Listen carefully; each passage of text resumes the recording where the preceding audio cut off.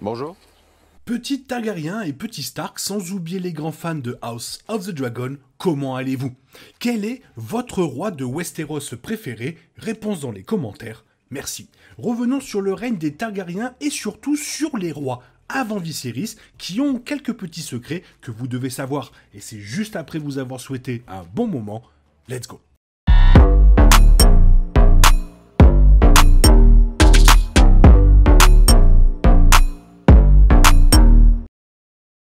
Dans House of the Dragon, Viserys Targaryen était un roi gentil mais faible, incapable ou peu disposé à réparer la division qui s'était formée sous ses yeux. L'histoire se souvient de lui comme d'un roi aimable mais inefficace qui a invité le désastre dans sa maison, et la série cimente cette réputation peu flatteuse. Les 4 rois qui ont précédé Viserys sont, mi-figue, mi-raisin. 2 sont parmi les plus grands dirigeants targaryens à avoir jamais siégé sur le trône de fer, l'un est sans importance et l'autre est tristement célèbre pour sa cruauté et sa folie. Et tandis que les lecteurs de livres savent peut-être tout sur ces personnages clés de l'histoire de Westeros, les fans traditionnels pourraient ne pas avoir ces informations ultra importantes. Dans cette idée, voici 10 choses que vous devez savoir sur les rois avant Viserys. Premier point, très intéressant, Aegon aurait pu être stérile. Aegon le Conquérant a épousé sa sœur cadette Rhaenys par amour, il a ensuite épousé sa sœur aînée Visenya par devoir d'assurer sa succession. Cependant, les années ont passé et aucun héritier n'est apparu, ce qui a conduit beaucoup à penser que le roi aurait pu être stérile. L'accusation a gagné en force après la naissance de ses fils supposés. Ni Aenys ni Maegor ne ressemblaient beaucoup physiquement à Aegon, et leur tempérament ne correspondait pas non plus à ce que le roi avait montré. Les théories courantes suggèrent que Rhaenys a porté Aenys avec un autre homme valérien, peut-être avec le consentement d'Aegon, tandis que Visenya s'est mise à la sorcellerie pour tomber enceinte de Maegor, ce qui expliquerait sa cruauté presque inhumaine. Deuxième point, très important, Aegon avait peut-être un frère bâtard.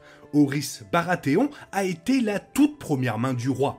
Il était le fidèle allié d'Aegon, agissant comme son bras droit dans la bataille et jouant un rôle crucial dans la conquête. En raison de leur relation étroite et de la confiance quasi aveugle d'Aegon envers Orys, beaucoup de gens pensaient que les deux étaient des demi-frères. Orys étant le bâtard d'Aerion Targaryen.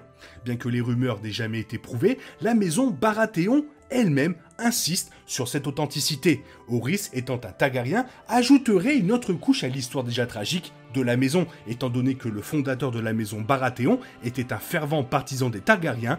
Des années plus tard, un Baratheon mettrait fin au règne de 300 ans de la maison du dragon sur Westeros, assez ironique. Troisième point intéressant, la mort d'Aegon.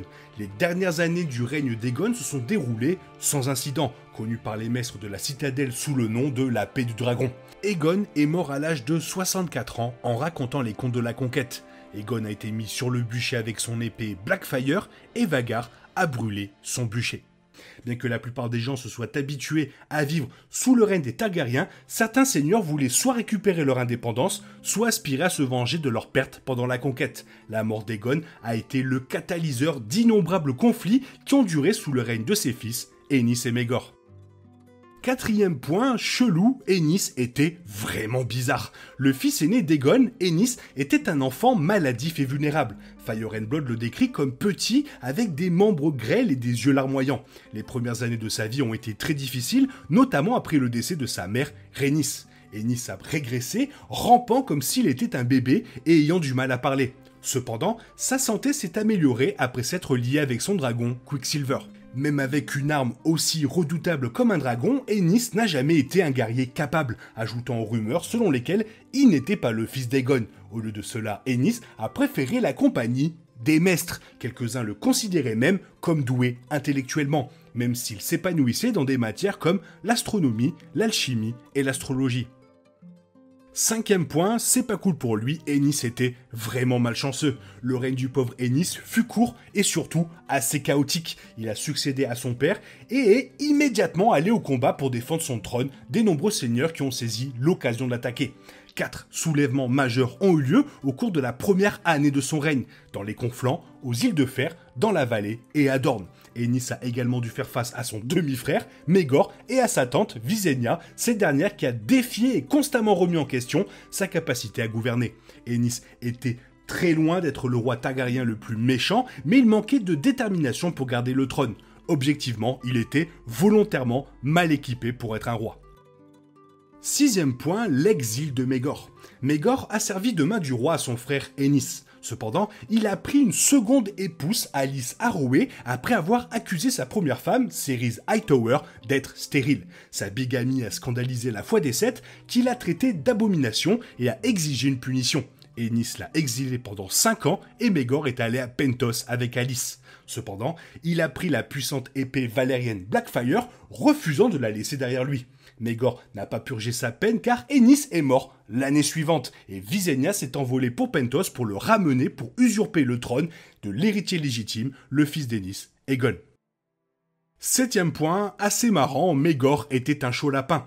Non content de 2 femmes, Maegor s'est marié 4 fois de plus. Sa troisième épouse était la tristement célèbre Tyanna de la Tour, l'une des rares femmes à siéger au Petit Conseil en tant que maîtresse des chuchoteurs. Tyanna était aussi cruelle que Maegor, les deux étaient peut-être dans une relation polyamoureuse avec la deuxième épouse de Maegor, Alyce Arroway, qui les aurait soi-disant rejoints au lit pendant leur nuit de noces. Maegor a pris ses 3 épouses suivantes à la fois, dont l'une était sa nièce, Rhaena Targaryen, qu'il a épousée pour affaiblir la prétention de son frère au trône. Ses 2 autres épouses, Lady Elinor Costain et Lady Jane Westerling, étaient célèbres pour leur fertilité, ce qui intéressait profondément Maegor, car aucune de ses 3 épouses précédentes ne lui avait donné d'enfant. Huitième point, très intriguant, le trône de fer est peut-être un tueur. Le trône de fer est l'un des aspects les plus intrigants dans A Song of Ice and Fire. Aegon l'a rendu si grand, scellé et intimidant pour effrayer les ennemis de la maison Targaryen et inconfortable pour rappeler au roi les pressions exercées pour gouverner les 7 royaumes. Il semble avoir un certain degré de sensibilité et beaucoup pensent qu'il rejette les rois indignes en les coupant. House of the Dragon montre Viserys se coupant constamment avec les lames, et Aerys II, le roi fou, était connu en raison de ses nombreuses coupures. Maegor est mort alors qu'il était sur le trône de fer, sa femme Elinor le trouva les poignets lacérés et une lame du trône transperçant son cou. De multiples théories sur sa mort existent, beaucoup pensent que le trône de fer l'a tué en guise de punition pour sa tyrannie. Neuvième point, Jaehaerys est dans le livre des records. Aussi connu sous le nom de Le Sage et Le Vieux Roi, Jaehaerys est le plus ancien monarque targaryen de l'histoire de Westeros. Il a siégé sur le trône de fer pendant 55 ans, dont la plupart ont été paisibles et prospères, ce qui a conduit beaucoup à le considérer comme le plus grand des rois targaryens. Jaehaerys s'est révolté pendant la tyrannie de son oncle et a obtenu le soutien de nombreuses grandes maisons. Cependant, la mort mystérieuse de Maegor a empêché une guerre civile et Jaehaerys est monté sur le trône de fer sans aucune opposition. Comme il n'avait que 14 ans à l'époque, sa mère, Alyssa Velaryon, et la main du roi, Rhaegar Baratheon, régnèrent jusqu'à sa majorité. Et dernier point, Jaehaerys avait un super plan. Contrairement à ses 2 prédécesseurs, Jaehaerys avait la détermination de régner. Il s'est entraîné à l'épée et au bouclier pour ne pas être considéré comme faible, comme Aenys, et a pardonné à de nombreux ennemis de s'éloigner de la cruauté de Maegor. Plus important encore, Jaehaerys et sa sœur épouse, Alysanne, ont fait de nombreux progrès royaux tout au long de leur règne, déterminés à être vus par le plus de monde possible. Jaehaerys a tiré le meilleur parti de ses progrès royaux, visitant des seigneurs majeurs et mineurs, et parfois même les petites gens. Ses efforts ont fonctionné, les seigneurs le respectaient, et beaucoup lui étaient même dévoués, jetant les bases de son long et prospère règne. Peu de rois targaryens ont conservé la tradition de Jaehaerys, s'éloignant de plus en plus du royaume qu'il prétendait gouverner. Voilà, je pense avoir bien mis en avant ces 10 choses à savoir sur le règne des Targaryens avant Viserys. Toi, qu'est-ce que tu en penses? Fais-moi part de ton avis dans la zone commentaire. Et sinon, il est temps pour toi de reprendre le cours normal de ta vie. Et on se retrouve demain pour une nouvelle vidéo. Bisous bisous, bye bye.